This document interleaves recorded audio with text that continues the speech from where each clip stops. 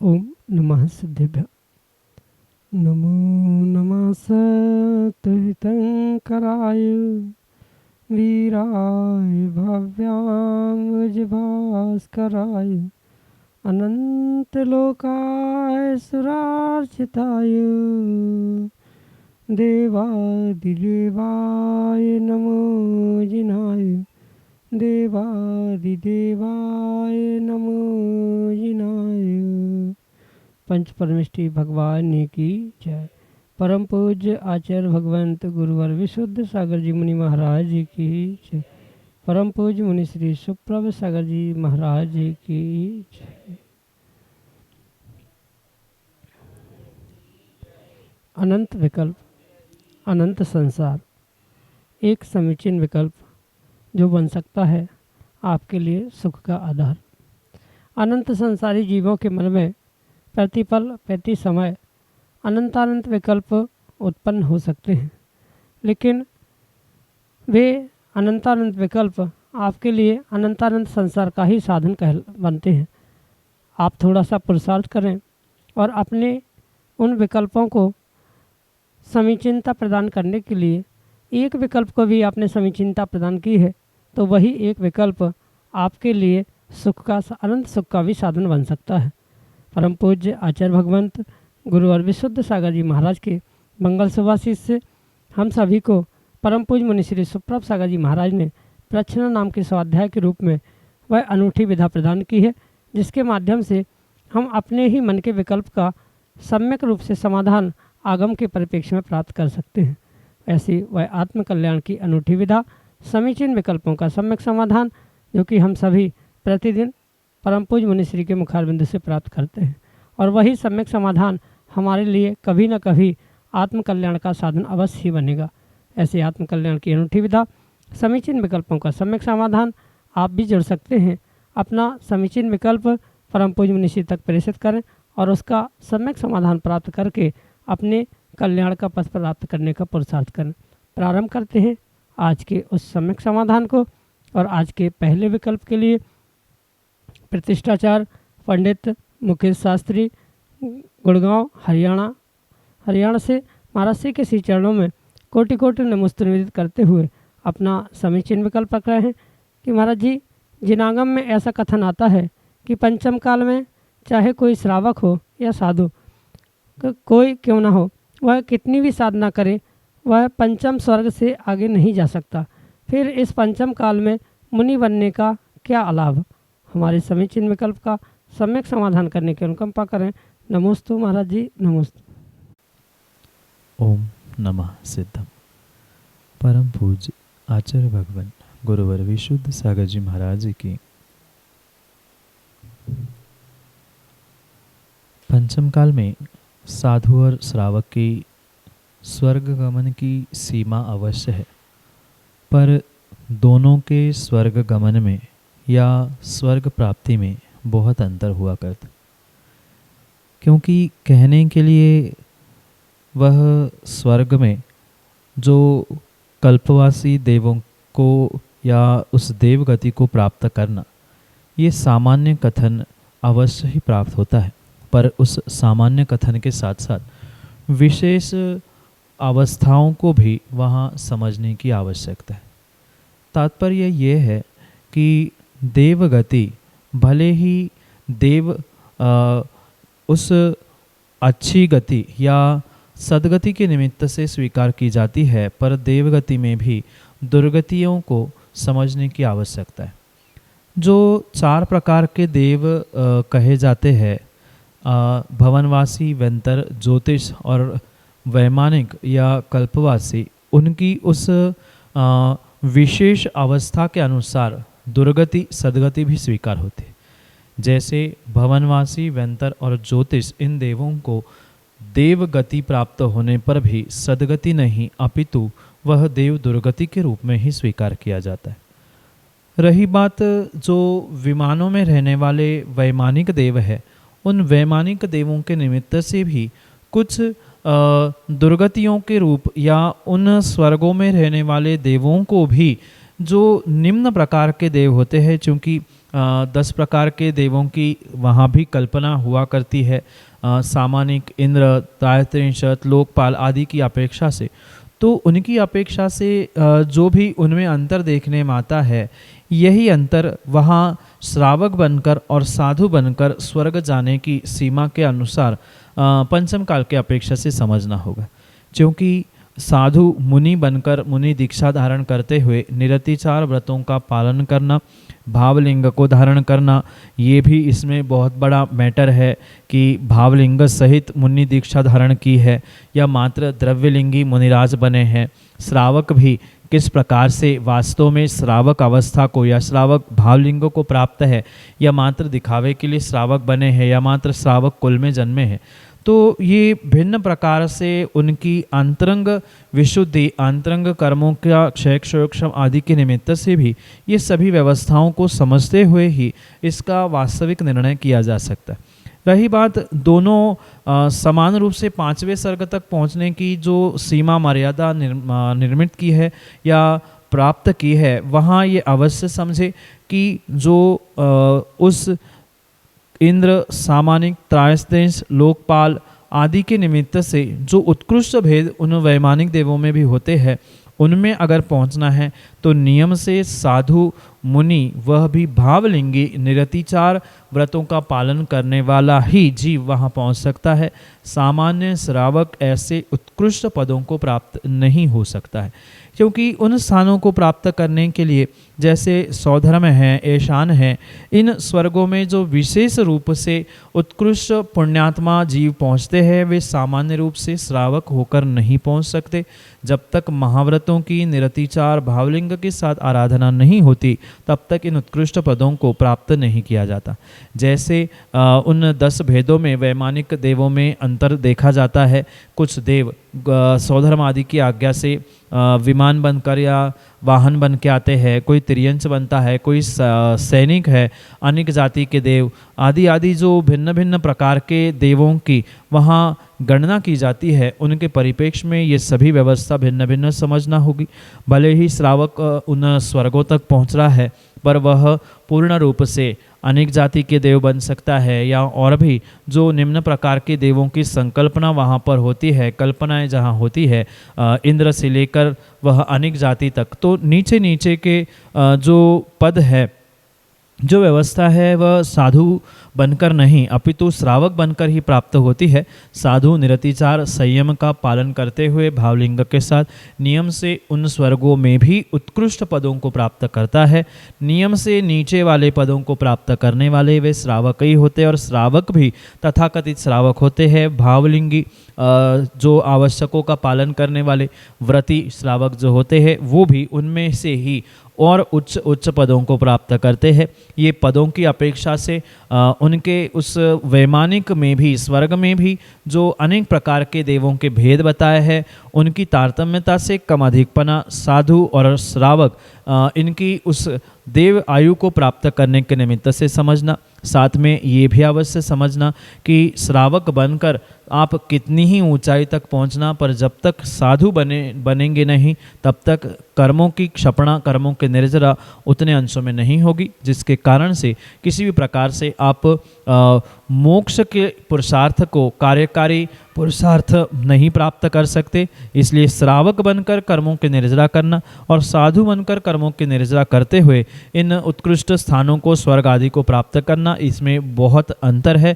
एक श्रावक भी वहाँ पहुँचता है, पर साधु वहाँ पहुँचने पर वह अपने आत्मा में उस साधु बनने का भी अभ्यास करता है, कर्मों की अधिक निर्जरा करता है। वह भी मोक्ष मार्गी होने से कथनचित शीघ्रता से अपने भवों का नाश करते हुए मुक्ति को प्राप्त कर सकता है। यही आपके लिए सम्यक समाधान। श्रीमती संध्या जैन, ललितपुर उत्तर प्रदेश से महाराज श्री के चरणों में बारंबार नमोस्तु निवेदित करते हुए अपना समीचीन विकल्प रख रहे हैं कि महाराज जी, जब चक्रवर्ती की सभी रानियां मुनिराज को आहार दान की पात्रता प्राप्त करती हैं, तो क्या वर्तमान में अन्य कुल से आई हुई कन्या मुनिराज को आहार नहीं दे सकती? जबकि चक्रवर्ती की जो रानियां होती हैं वे तो कुछ मलेच्छ खंड से भी होती हैं। हमारे समीचीन विकल्प का सम्यक समाधान करने की अनुकंपा करें। नमोस्तु महाराज जी, नमोस्तु। चक्रवर्ती की जो 96,000 रानियाँ हुआ करती हैं, उनके नियोग उस चक्रवर्ती के साथ पूर्व जन्म से कई भवों से चल के आते हैं। तभी उनको ऐसा पावन पुनीत सौभाग्य मिलता है कि वे भले ही म्लेच्छ खंड में म्लेच्छ कुल में जन्मे हैं, पर फिर भी जैन कुल को प्राप्त करते हुए ऐसे महापुरुष के घर में ही जन्म प्राप्त करते। क्योंकि जो चक्रवर्ती नारायण, बलदेव, तीर्थंकर आदि पदों को प्राप्त करना है, ये सातिशय पुण्य के उदय से ही हुआ करता है।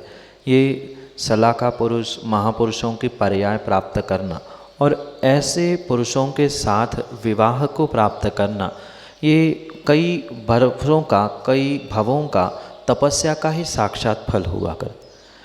साथ में ये भी आगम की व्यवस्था समझे, जो आर्य खंड में आर्य कन्याएं होती है वो तो जैन से जन्म से ही उत्कृष्ट कुल और उत्कृष्ट परिवार, उत्कृष्ट परंपरा वाली ही होती है। इसमें किसी भी प्रकार से कोई विकल्प नहीं। पर उनके अलावा जो म्लेच्छ कन्याओं को राजा 6 खंडों को जीतने जाता है, तब चक्रवर्ती जब लेके आता है, उस समय पर ये अवश्य समझे कि वे किसी भी प्रकार से जब ले आते हैं तब विवाह करा के नहीं लाता। कन्याओं को, कन्या जो म्लेच्छ खंड को जीतने पर उन्हें मिलती है भेंट के रूप में, वह पहले अपने नगर, अपने स्थान पर ले आते हैं। वहाँ विधिवत उनके लिए जैन कुल के संस्कार प्रदान किए जाते हैं और उसके उपरांत वह चक्रवर्ती उनसे विवाह संपन्न करता। ये आगम की व्यवस्था और उन चक्रवर्तियों का नियोग मानते हुए ही ऐसा समझने की आवश्यकता है। अन्यथा आज का कोई व्यक्ति यही सोचे, युवा यही सोचे कि हम भी कहीं म्लेच्छ कन्या ले आएंगे और संस्कारित करते हुए हम भी उसे जैन बनाएं, तो ये सर्वथा उचित नहीं स्वीकार किया जाएगा। उनका वैसा चक्रवर्ती का नियोग ही हुआ करता है, उनको म्लेच्छ कन्याएं भेंट में मिलती है। म्लेच्छ कन्या ही कभी जो मिलती है वे किसी भी प्रकार से उच्च कुल की नहीं होती, इसीलिए उन्हें म्लेच्छ कुल कहा या म्लेच्छ कन्या कहा। जो अपने आचरण, अपने कुल से श्रेष्ठ होते हैं वह आर्य कहलाते हैं, और जो विपरीत कार्य करते हैं, विपरीत कुलों में जन्म लेते हैं, वो म्लेच्छ होते। तो जन्म से तो म्लेच्छ ही कन्याएं वह प्राप्त करते हैं, पर यहाँ लाकर उनके संस्कार, उनका विधिवत जो आगम में वर्णन किया है वैसे ही उनके कुल परिवर्तन करना, उनके गोत्र परिवर्तन करना आदि आदि क्रियाओं के माध्यम से उन्हें पहले जैन संस्कार दिए जाते हैं, जैन बनाया जाता है और उसके उपरांत उनका विवाह संपन्न किया जाता है। ऐसे कार्य के निमित्त से, क्योंकि पहले उनको जैन बनाया और फिर विवाह किया, इसलिए वे आहार देने की पात्रता तो रखते हैं। अगर कोई ऐसा ही दृष्टांत देते हुए सोचे कि हमने भी संस्कार करा लिए, शादी के बाद तो किसी भी प्रकार से उनका कुल गोत्र बदलवाना संभव नहीं होता, उसके पहले जो ये व्यवस्था उनके निमित्त से कही गई है वह तात्कालिक उनके नियोग से ही ये व्यवस्था को स्वीकार किया जाए। सामान्य रूप से ये सर्वत्र व्यवस्था लागू नहीं हो सकती। इसलिए म्लेच्छ कन्या म्लेच्छ ही जन्म से है, पर पुनः यहाँ उन्हें संस्कारित करते हुए उच्च गोत्र की बनाया जाता है, फिर विवाह किया जाता है, इसलिए उनकी आहार देने की योग्यता भी वे प्राप्त कर लेते हैं। यही आपके लिए सम्यक समझ।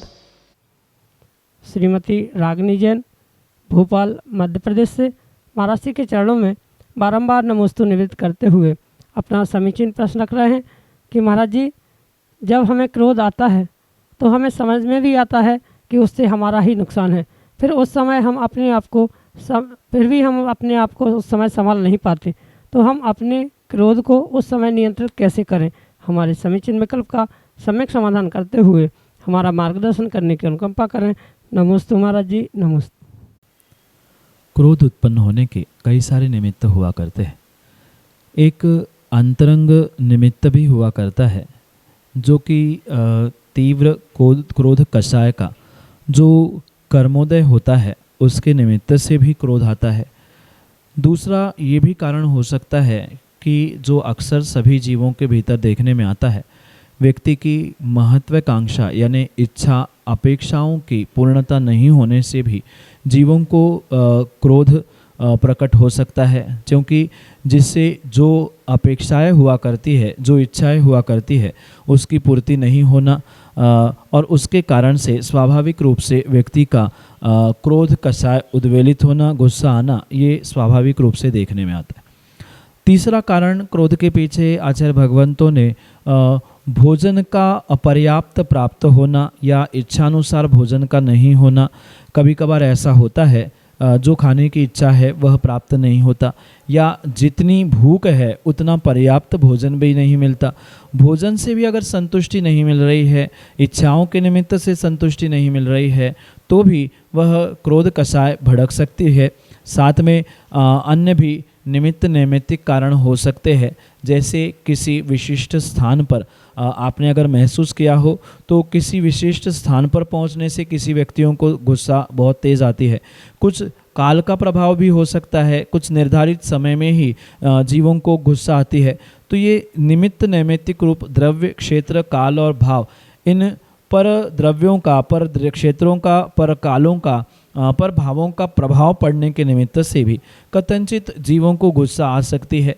ऐसे एक नहीं अनेकानेक कारण क्रोध कषाय उत्पन्न होने के लिए हो सकते हैं, और ये भी स्वाभाविक है। जब तक इन कारणों को व्यक्ति नहीं समझेगा तब तक किसी भी प्रकार से उन कारणों को वह कंट्रोल भी नहीं कर सकता या क्रोध को भी कंट्रोल नहीं कर सकता, क्योंकि उपायों को कंट्रोल किए बिना, उपायों को संभाले बिना कभी भी कार्य सधता नहीं है। इसलिए इन कारणों को साधना होगा, मतलब जिनसे व्यक्ति अपेक्षा रखता है उनके प्रति माध्यस्थ हो जाना, क्योंकि जितनी जितनी आप अपेक्षा रखोगे उतनी उतनी उपेक्षा मिलेगी, और जहाँ उपेक्षा हुई वहाँ स्वाभाविक रूप से क्रोध कषाय भड़कना ये देखने में ही आता है। इसलिए पर वस्तु से, पर व्यक्ति से कभी भी बहुत ज़्यादा एक्सपेक्टेशंस, बहुत ज़्यादा उम्मीदें ना बनाए रखें। उससे भी हम कुछ अंशों में उस क्रोध कषाय पे कंट्रोल कर सकते हैं।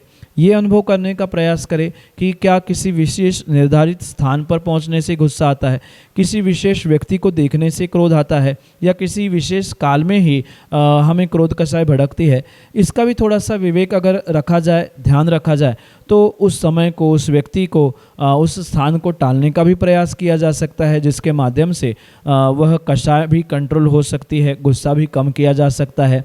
भले ही 100% क्रोध को या किसी कषाय को जीतना वर्तमान में संभव नहीं है, पर कुछ अंशों में अवश्य ही हम उस कषाय को और विशेष करके क्रोध को तो हम सोचे तय करें तो जीत अवश्य ही सकते। साथ में अगर हमें ऐसा लगा कि क्रोध कषाय आ रही है, क्योंकि स्वाभाविक सी बात है, जैसे व्यक्ति को छींक आने से पहले कुछ समय समझ में आता है कि अब छींक आने वाली है, वह हाथ पकड़ लेता है, रुमाल निकाल लेता है। ऐसे ही जब तीव्र क्रोध कषाय भड़कने वाली है या कोई भी कषाय भड़कती है, एक कुछ समय पहले व्यक्ति को यह अनुभूत होता है कि कुछ गड़बड़ होने वाला है, अब गुस्सा आने वाली है, मैं चिड़चिड़ाने वाला हूँ, तो तुरंत ही हम उस स्थान को छोड़ने का प्रयास करें, उस व्यक्ति से दूर होने का प्रयास करें, एकांत में पहुँचने का प्रयास करें, अपने आप को मौन दिलाने का प्रयास करें, या बहुत भीतर से गर्मी सी भड़क रही है या बहुत क्रोध अंदर उबल रहा है ऐसे समझ में आए, तो तुरंत ही ज़ोर ज़ोर से नमोकार पढ़ना शुरू कर दे, ज़ोर ज़ोर से भक्तांबर पढ़ना शुरू कर दे, मंदिर में पहुँचे, गुरु के पास पहुँचे, कुछ ऐसे निमित्तों के पास पहुँचे, या कुछ ऐसा विषय अपने मन को दे जिससे तुम्हारा ये कषायिक परिणाम, जो भाव तुम्हारे मन में हो रहे हैं, वो अपने आप डाइवर्ट हो जाए। क्योंकि कषाय करने से भीतर एक ऊर्जा बनती है, और उस ऊर्जा को आप डाइवर्ट करोगे तो उसके दुष्परिणाम भोगने में नहीं आएंगे। कथनचित वह अंतरंग में कषाय की थी, उसके निमित्त से कर्मों का आश्रव तो होगा, पर जो परनिंदा कषाय के निमित्त से और क्रोध कषाय गुस्सा आदि के निमित्त से होने वाली थी, उससे भी आप बच सकते हो। इन सभी कारण और उपायों को समझते हुए ही आप अपने जीवन में उसका प्रयोग करें, यही आपके लिए सम्यक समाधान। उमरानाला मध्य प्रदेश से श्रीमती सुषमा गोयल महाराज श्री के श्री चरणों में बारंबार नमोस्तु निवेदित करते हुए अपना समीचीन विकल्प रख रहे हैं कि महाराज जी परिवार का मुखिया कैसा होना चाहिए जो सभी को एक सूत्र में बांधे रखे। हमारे समीचीन विकल्प का सम्यक समाधान करते हुए हमारा मार्गदर्शन करें। नमोस्तु महाराज जी, नमोस्तु। व्यक्ति की जैसी सोच हुआ करती है, बिल्कुल सामने वाले व्यक्ति की परिणति, उसकी क्रिया भी उसको वैसी ही लगती है। मात्र व्यक्ति की ही नहीं अपितु इस ब्रह्मांड में जो अनेक वस्तुएं हैं, उन अनेक वस्तुओं का जीव अपने अपने सोच, अपने अपने विचारों के अनुसार ही प्रयोग करता है। और जितनी उसकी विशाल सोच होगी वह उन वस्तुओं का, उन व्यक्तियों का वैसा ही उपयोगिता रूप उसे ग्रहण करने का पुरुषार्थ करता है। पर जिनकी सोच छोटी होती है वह हमेशा ही उन आसमान में आए हुए बादलों को काला कहते हुए उनसे गिरने वाले पानी को नहीं देखते। गुलाब के साथ कांटे खोजते हुए वे मात्र और मात्र उन कांटों को देखते हैं, गुलाब की सुगंध और गुलाब की सुंदरता नहीं देख पाते। बिल्कुल इसी प्रकार से जो ये धारणा है कि कागज़ों को चुभने वाली जो पिन है वह भले ही आपको चुभते हुए दिख रही है, पर वही पिन उन सभी कागज़ों को एक साथ बांध कर रख रही है। ये सोच जब तक नहीं बन सकती तब तक आप हमेशा ही उस पिन को, उस चाहे सुई हो, उन सबको आप इसी दृष्टि से देखोगे। जो सुई दूसरे को चुभने और चुभाने के लिए प्रयोग में आती है, वही सुई फटे हुए कपड़ों को सिलने के लिए भी और पैर में लगे हुए कांटे को भी निकालने के लिए प्रयोजनभूत सिद्ध हो सकती है। आवश्यकता व्यक्ति की अपनी सोच, अपनी अपेक्षा, अपनी उस प्रयोग करने के तरीके पर उस वस्तु की, उस व्यक्ति की उपयोगिता हुआ करती। इसी प्रकार परिवार में, समाज में अगर आज कोई व्यक्ति आपको चुभता हुआ दिख रहा है तो हो सकता है पिन के समान वह चुभते हुए दिखने पर भी आप सभी परिवार को, आप सभी समाज को एक साथ बांधने का, संचालित करने का प्रयास कर रहा हो। इसलिए मात्र पिन को या उस व्यक्ति को चुभते हुए ना देखे, उसके चुभने के साथ वह जैसे एक बंच के रूप में वह कागज़ एक साथ हो जाते हैं। हो सकता है वह ज्ञाता हो या बुजुर्ग हो तो नियम से उसके उस पिन के समान चुभने पर भी, पिन के समान पुरुषार्थ करने पर भी उसकी सोच हो सकती है कि पूरे परिवार को, पूरे समाज को एक साथ ले चलने का उसका पुरुषार्थ हो सकता है। इसलिए कथनचित आप अपनी सोच को, अपने विचारों को बदलते हुए मात्र पिन की चुभने रूप उपयोगिता नहीं अपितु पिन की कागज़ों को एकत्रित करने रूप की उपयोगिता को समझते हुए उस व्यक्ति की भी जो आपके परिवार या घर में आपके लिए चुभने का या सबको चुभने का प्रयास कर रहा है, उसकी बड़ी सोच को समझने के लिए आपको अपनी बड़ी सोच बनाते हुए यही उस पिन के समान समझना होगा। जैसे पिन चुभते हुए भी सबको बांध के रखती है, ऐसे ही वे परिवार का बुजुर्ग व्यक्ति आपके नज़रों में या अन्य किसी भी जीव को चुभते हुए भी सबको एक साथ लेकर आगे बढ़ने का वह प्रयास करता रहता होगा। इसी सोच से आपको अपनी दृष्टि को, अपने जीवन को बदलना होगा, क्योंकि दूसरे व्यक्ति को बदलना इस संसार में संभव ही नहीं हो सकता। आप अगर अपने आप में खुश रहना चाहते हो, परिवार खुश रहना चाहता है, तो अपनी सोच बदलते हुए, अपनी सोच को बड़ा करते हुए उस पिन जैसे कागज़ों को बांध रही है, हो सकता है वह आपको बांधने का पुरुषार्थ करते हैं। ऐसा सोचकर जीने का प्रयास करोगे तो ही आपका जीवन सुखमय होगा, अन्यथा नहीं। यही आपके लिए सम्यक समाधान। अजय जैन, सागर, मध्य प्रदेश से महाराज श्री के चरणों में बारंबार नमोस्तु निवेदित करते हुए अपना समीचीन विकल्प रख रहे हैं कि महाराज जी क्रमबद्ध पर्याय का कथन कहाँ तक सही है, क्या जिनागम में इसका कोई उल्लेख प्राप्त होता है? हमारे समीचीन विकल्प का सम्यक समाधान करने की अनुकंपा करें। नमोस्तु महाराज जी, नमोस्तु। जैनागम की अगर हम बात करें तो जैनागम में आचार्य भगवंतों ने किसी भी प्रकार से क्रमबद्ध पर्याय, यह शब्द विशेषण आदि का प्रयोग नहीं किया, क्योंकि आचार्य भगवंत कहते हैं एकस्मिन् द्रव्ये क्रम भाविनः परिणामः पर्याय। एक ही द्रव्य में जो क्रम क्रम से उत्पन्न होने वाला परिणमन है वही पर्याय के रूप में होता है। वहाँ विशेष शब्द को समझने की आवश्यकता है। क्रम भाविना यानी क्रम से तो होता है परिणमन, वह क्रम से परिणमन होने वाला ही जो पद्रव्य में बदलाव दिख रहा है वह पर्याय है, पर वह किसी भी प्रकार से क्रमबद्ध नहीं है। बद्ध का मतलब बंधना होता है, बंधन होता है। अगर कोई भी पर्याय किसी से भी बंधी है, चाहे पर्याय द्रव्य से बंध गई है, चाहे एक पर्याय दूसरे पर्याय से बंधी है, तो वह किसी भी प्रकार से एक दूसरे से बंधन होने से जो जैन दर्शन का मूल सिद्धांत वस्तु स्वतंत्रता का है और द्रव्य स्वतंत्रता का है, उसका पूर्ण रूप से नाश हो जाएगा। इसलिए अवश्य समझे कि पर्याय न द्रव्य से बंधी है, न पर्याय पर्याय से बंधी है, न पर्याय किसी भी प्रकार से क्रम से बंधी है। वह कहने के लिए कुछ एक विद्वानों ने ये परंपरा प्रारंभ की है कि क्रमबद्ध पर्याय हुआ करती है, क्योंकि केवली के ज्ञान में जो जैसा झलका है वैसा ही होना है, ना किसी की कोई भी पर्याय केवली के ज्ञान से बंधी है। अगर ऐसा है तो वस्तु स्वतंत्रता नष्ट होने से हमारा जैन दर्शन ही खोखला हो जाए।